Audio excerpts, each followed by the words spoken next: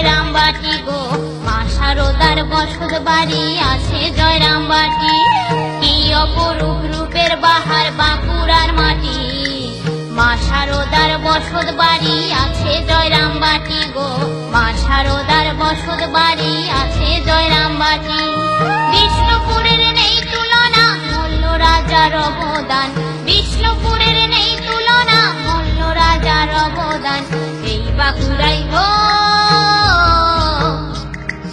এই বাঁকুড়ায় আমার জন্মস্থান, হ্যাঁ গো এই বাঁকুড়ায় আমার জন্মস্থান।